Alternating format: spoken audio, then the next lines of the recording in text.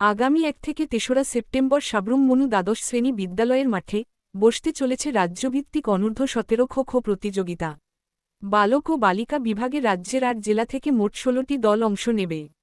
প্রতিযোগিতা সফলভাবে আয়োজনের লক্ষ্যে শুক্রবার সাচ্চাদ পঞ্চায়েত সমিতির সভাকক্ষে প্রস্তুতি কমিটির বৈঠক অনুষ্ঠিত হয়। সভায় সভাপতিত্ব করেন দক্ষিণ ত্রিপুরা জেলা পরিষদের সভাধিপতি দীপক দত্ত।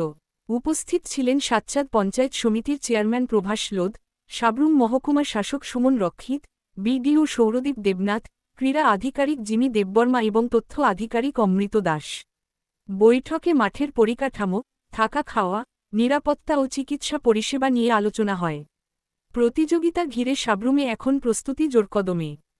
আজকে আমরা সাউথ ত্রিপুরা জেলার অধীন সাচ্চাদ ব্লকের কনফারেন্স হলে আমরা একটা প্রস্তুতি বৈঠকে করি। এখানে এর উদ্দেশ্য হলো আগামী 1 সেপ্টেম্বর থেকে 3রা সেপ্টেম্বর পর্যন্ত আমাদের সাচ্চাদ ব্লকের অধীন মনু উচ্চতর মাধ্যমিক বিদ্যালয়ের মাঠে রাজ্যভিত্তিক খো-খো প্রতিযোগিতা শুরু হচ্ছে।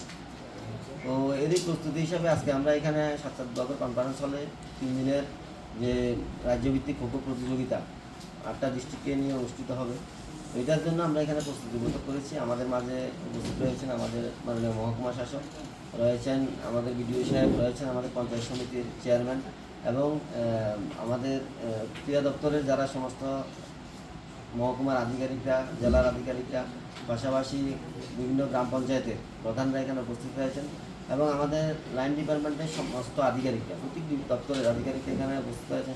স্বাস্থ্য দপ্তর রয়েছেন, আমাদের পিআইরা রয়েছেন।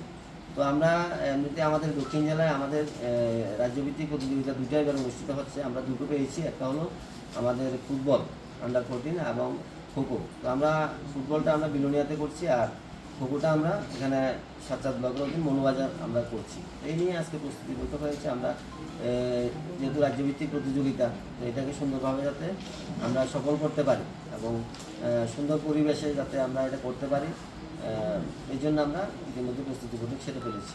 সবাইকে